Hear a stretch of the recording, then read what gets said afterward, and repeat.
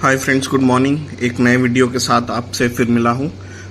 Banking knowledge discuss करेंगे जल्दी से, नई चीज़ें, नई बातें जो आपके UPSC, PCS, banking entrance exams, internal bank exams में बहुत मददगार साबित होंगी।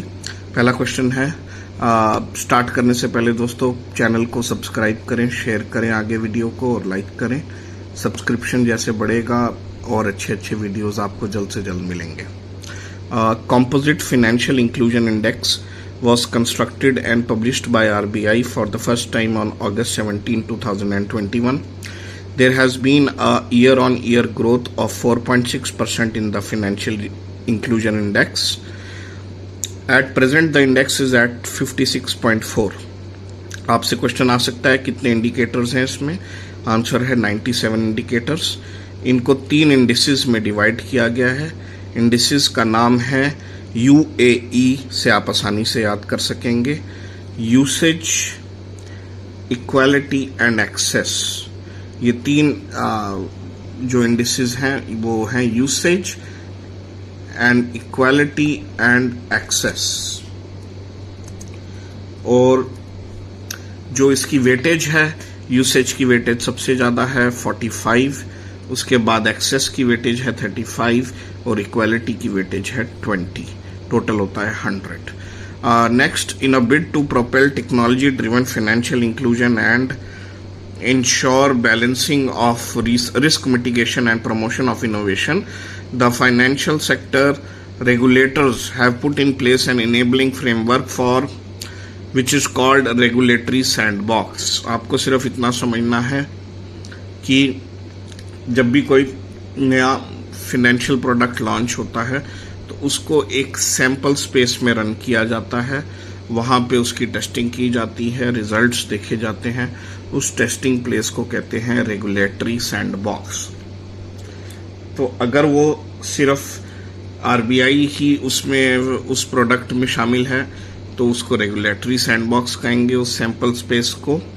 और अगर मल्टीपल फाइनेंशियल रेगुलेटर्स शामिल हैं तो उस सैंपल स्पेस को कहते हैं इंटर ऑपरेबल रेगुलेटरी सैंडबॉक्स। दोस्तों, वेरियस फाइनेंशियल सेक्टर रेगुलेटर्स के नाम यहाँ लिखे हुए हैं। Reserve Bank of India, SEBI, securities and exchange board of India, IRDA, insurance regulatory and development authority of India, और PFRDA, pension fund regulatory and development authority. तो ये 4 तो लोग सभी जानते थे।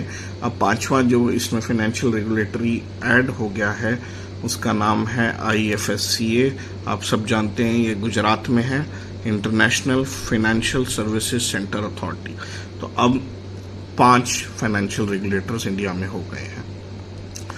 To ensure continuation of the synergies between bank and NBFC in delivering credit to the specified priority sectors, it was decided to permit categorization of the following as PSL on an ongoing basis.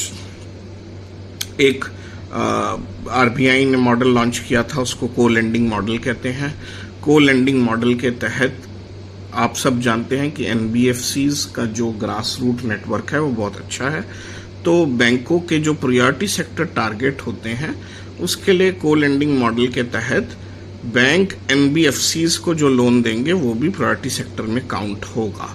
लेकिन जो कुछ शर्तें हैं उनका पालन होना चाहिए। वो शर्तें हैं कि lending by scheduled commercial bank to NBFC for the purpose of lending, यानी कि वो जो एनबीएफसी को लेंडिंग हुई है वो प्रायोरिटी सेक्टर में तभी शामिल होगी अगर वो एग्रीकल्चर के लिए है या फिर माइक्रो एंड स्मॉल एंटरप्राइज के लिए है।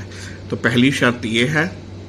इसी प्रकार स्मॉल फाइनेंस बैंक्स जो होते हैं उनका भी प्रायोरिटी सेक्टर में लोन तभी शामिल होगा अगर वो लोन उन्होंने एनबीएफसी माइक्रो फाइनेंस इंस्टीट्यूशन को दिया है या फिर किसी अदर माइक्रो फाइनेंस इंस्टीट्यूशन को दिया है जिसका ग्रॉस लोन पोर्टफोलियो 500 करोड़ रुपए है। तो यही शामिल होंगी प्रायोरिटी सेक्टर लेंडिंग में। तो ये कंडीशंस आपसे पूछी जा सकती हैं। नेक्स्ट क्वेश्चन है लीड बैंक स्कीम। बहुत पुरानी स्कीम है लेकिन इस पे अक्सर क्वेश्चन आता रहता है। लीड बैंक स्कीम आरबीआई ने लॉन्च करी थी। पर्पस था कि every district is undertaken by a bank which is dominant in that area. तो as on March 2023 12 public sector bank और एक प्राइवेट सेक्टर बैंक को ये जिम्मेदारी दी गई है लीड बैंक रिस्पॉन्सिबिलिटी की to cover 760 districts across the country. आपको पता होना चाहिए इंडिया में 760 डिस्ट्रिक्ट्स हैं, इसको हम ब्लॉक्स भी कहते हैं। Among the 4 PSLC categories priority sector lending certificates ये लॉन्च हुए थे कुछ साल पहले, 4 कैटेगरीज में लॉन्च हुए थे। उन चारों कैटेगरीज का नाम जान लेते हैं। PSLC agriculture, PSLC micro enterprise, PSLC general और PSLC small and marginal farmers. अभी ये क्वेश्चन क्यों आया है, आपसे पूछा जा सकता है कि इस साल हाईएस्ट ट्रेडिंग कौन से सर्टिफिकेट्स की हुई है, कौन सी कैटेगरी के सर्टिफिकेट्स की हुई है। आंसर है PSLC small and marginal farmers.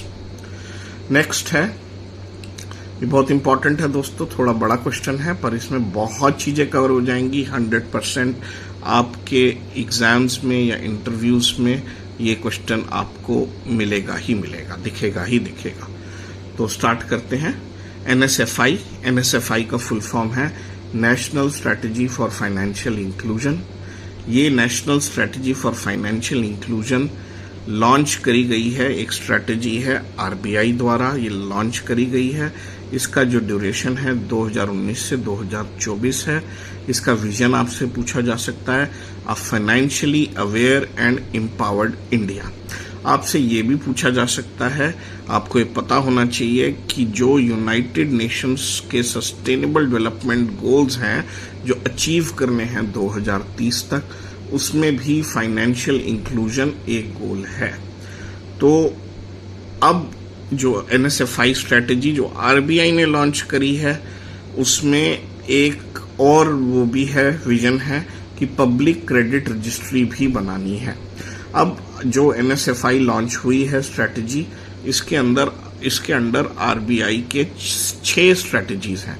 वो 6 स्ट्रेटेजीज आपसे पूछी जा सकती हैं। पहली है universal access to financial services, यानी कि सभी देशवासियों को फाइनेंशियल सर्विस का एक्सेस मिले। सेकंड है providing basic bouquet of financial services.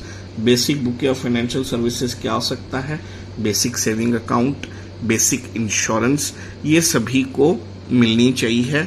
ये गोल है RBI का इस स्ट्रेटेजी के अंडर। थर्ड है एक्सेस टू लाइवलीहुड। फोर्थ है फाइनेंशियल लिटरेसी। फिफ्थ है कस्टमर प्रोटेक्शन एंड ग्रीवियांस। और सिक्स्थ है इफेक्टिव कोऑर्डिनेशन। ऐसे ही तो ये 6 स्ट्रेटेजीज आपको पता होनी चाहिए। NSFI के अंडर जो माइलस्टोन्स हैं वो आपको श्योरली पता होने चाहिए।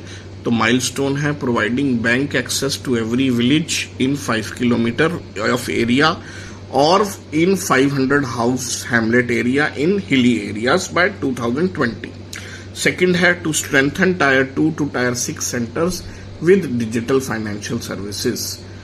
थर्ड है strengthen digital infrastructure by 2022 so that every adult has a financial service through mobile by 2024। Fourth है मॉड्यूल ऑन फाइनेंशियल, मॉड्यूल्स कुछ लॉन्च करे गए हैं फाइनेंशियल लिटरेसी को रिलेटेड। उसमें आपसे पूछा जा सकता है कि टारगेट ऑडियंस किस किस को माना गया है।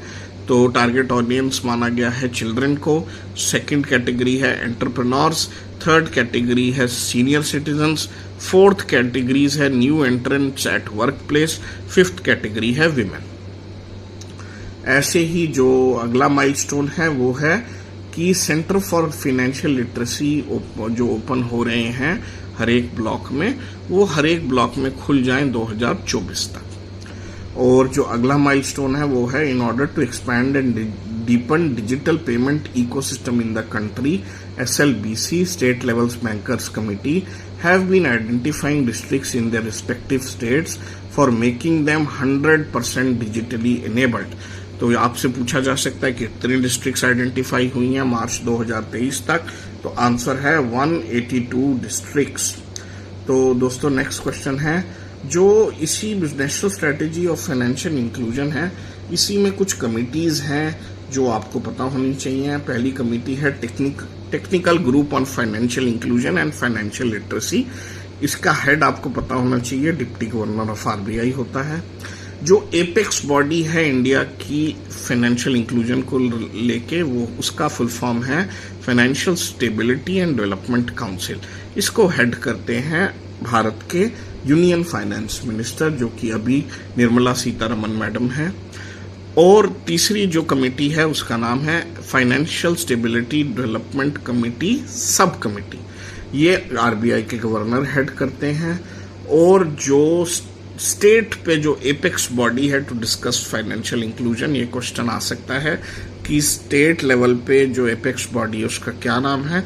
उसका नाम है SLBC, state level bankers committee. तो इस वीडियो को यहीं समाप्त करते हैं। आप वीडियो को लाइक कीजिए, ज़्यादा से ज़्यादा शेयर कीजिए, चैनल को सब्सक्राइब कीजिए। Thanks a lot.